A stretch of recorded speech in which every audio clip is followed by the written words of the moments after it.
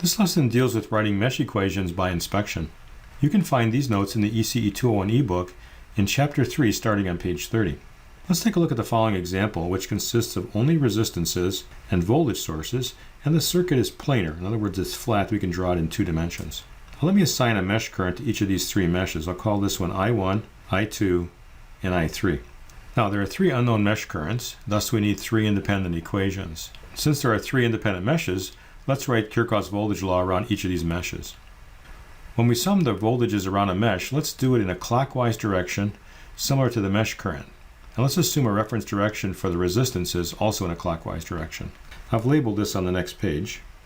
Let's go around mesh number 1. The rise in voltage equals the drops. So with the current picked in this resistance in a clockwise direction, current is I1 minus I3. And so the drop across there would be I1 minus I3 times R1. The drop across here would be I1 minus I2 times R2, plus the drop V2, and then plus the drop across R6, which is going to be equal to I1 minus I2 times R6. So that's our equation writing around mesh number 1. Now let's rearrange the terms here. Let's put the voltage sources on the left-hand side of the equation. So I'll bring this over here as a minus V2. And then all the things that multiply I1 are R1, R2, and R6. Things that multiply I2 have a negative sign in front of it. That's actually R2 and R6. And then things that multiply I3 are just minus R1. Here's my 1 equation and 3 unknowns. I'm going to assume that I know the value of the voltages and I know the value of the resistances. I'm going to try to solve for these 3 mesh currents. And if I know those 3 mesh currents, I can find any other voltage or current in my circuit. Now let's repeat the same procedure again for mesh 2. Let's do the same thing. Let's assign the currents in the resistances to be in the same direction as the mesh current.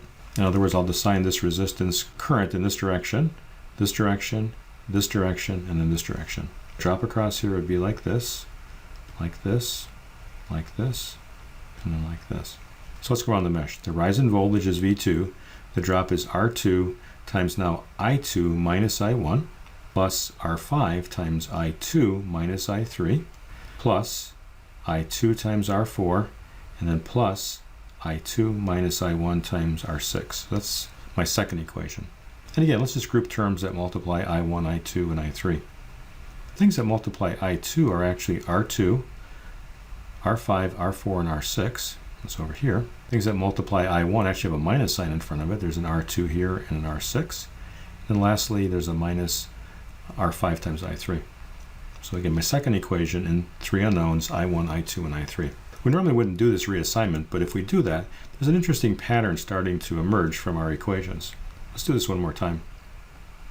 Assign the current in the resistances again to agree with the mesh current direction. So we'll have a drop like this, a drop like this, and a drop like this. So the rise in voltage is 0, and then the drops are equal to, let's just start here, they're going to be I3 times R3, V3, and then the current in this direction is I3 minus I2 times R5, and then the current here is I3 minus I1 times R1. So that's my third equation in the 3 unknowns, I1, I2, and I3. And again, let's just group the terms together. Things that multiply I3 are equal to R3, 5, and R1. Things that multiply I1 right here is a minus R1. And things that multiply I2 are minus R5. So here's my third equation in the 3 unknowns. So I can put this in matrix form. Here's my first equation. Here's my second equation. Here's my third equation. Again, if you look at the matrix, we can notice that there's some patterns here. The diagonal elements are positive. The off diagonals are negative and symmetric. Look back at the schematic and look at the matrix, we can see that there is an emerging pattern here. Look at the last case over here. What's in row 3, column 3 are the sum of the resistances in mesh number 3. What's in row 3, column 1 is the resistances between meshes 3 and 1 negated, and then what's in row 3, column 2 are the resistances between meshes 3 and 2 negated. That pattern repeats itself in all 3 meshes. Go back and look at the schematic. These are the resistances in mesh 1. This is what's common between meshes 1 and 2 and common between meshes 1 and 3. These are the resistances that are in mesh 2. They're common between mesh 2 and 1, common between mesh 2 and 3. So a very similar pattern to our node equations. And of course the voltages here represent the rise in voltages in a clockwise direction. Now, was that a coincidence? Well, the way we form the equations, pick the current in the resistance. Let's look at this last case again. It'll be in the same direction as the mesh current. When I go around the loop this way, I'm going to get a drop, plus the minus, plus the minus, and plus the minus. And it's always going to have an I3 first, because we're going to take that current and then subtract the opposite direction mesh current. So I'm always forcing a plus sign times I3. And the things that are between two meshes will always be the minus sign. So that pattern wasn't a coincidence. It's going to happen every time we write the equations. Now again, we wouldn't normally do this reassignment of polarities, but it is possible. So therefore, we can do this, and then we can basically skip doing Kirchhoff's voltage law and write down the entries in the matrix by inspection. We can also talk about this as being a general form of V is equal to R times I, where V is our vector of voltage sources, found by going around the loop in a clockwise direction and recording all the rise in voltages. These are the resistances that I have that are between meshes or in specific meshes, and then here's the vector of mesh currents of the things I want to solve for.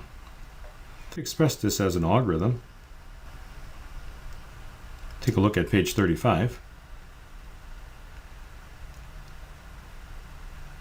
Call this the mesh analysis algorithm. So if I have an n-mesh planar circuit composed of only resistances and independent voltage sources, then I can do the following to analyze the circuit. We'll label the n meshes with a current in the clockwise direction. Then we'll have a voltage vector on the left-hand side of the equation, where the ith component here is the sum of the drops of the independent voltage sources in a counterclockwise direction, or you could do that as the sum of the rises in a clockwise direction. I picked this particular wording here because this was in a textbook that we'll be using in a later course. I just want to be consistent with the same terminology. Again, what we're going to put for these entries here is we're going to go around the mesh counterclockwise and record the drops. Our R matrix will have n rows and n columns, and the diagonal entries will be the sum of the resistances in the ith mesh. So if we went to row 1, column 1, that would be the sum of the resistances in mesh 1. If this was R33, it'd be the sum of the resistances in mesh 3. Then the off-diagonal elements will be a different subscript here, but will be the resistances that are between the meshes, say I and J, and then we're going to sum those resistances up and then change the sign. And lastly, our current vector I would have n rows, 1 column, and this would be the unknown mesh currents in a clockwise direction. Let's take a look at an example on the next page.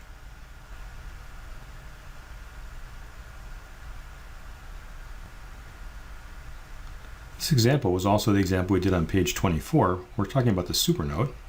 Let's take a look at solving this with mesh equations instead of with nodal equations.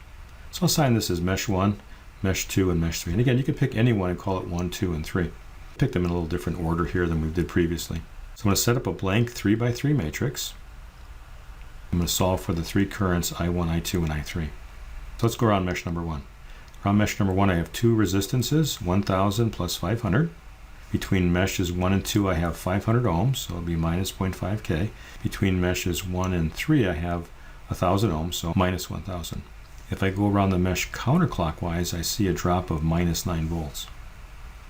Mesh 2, I've got 2 resistances, so 500 plus 500 is 1000. Goes in row 2, column 2. Between meshes 2 and 1, I see 500 ohms. So in row 2, column 1, minus 500 ohms, or 0.5 K. And then between meshes 2 and 3, I don't have any resistances, and so there's be 0. Like having a resistor here whose value is 0. Then going around the mesh counterclockwise, I see a drop in voltage of 3 volts. And lastly, mesh 3, to go in row 3, column 3, 1000 plus 500. Between meshes 3 and 2, I have nothing, so 0. Between meshes 3 and 1, I have 1000, so minus 1000. And if I go around counterclockwise, I see a drop of minus 3 volts. 3 equations, 3 unknowns, just written by inspection, without using Kirchhoff's laws, but just simply using an inspection algorithm. As you can see again, our diagonals are positive, our off diagonals are symmetric, in row 1, column 2 is the same as in row 2, column 1, and that's what's between meshes 2 and 1. And that pattern continues with the rest of the matrix. I put this 3x3 in my calculator and I found the currents I1, I2, and I3, or you could use the techniques that we described earlier in this chapter. So now let's find the node voltages V sub A and V sub C. Let's go back and look at the schematic here. Node voltage V sub A is the current in this direction times 500. Node voltage V sub C is the current in this direction times 500. That's going to be, in this case, a minus I3 and a plus I2.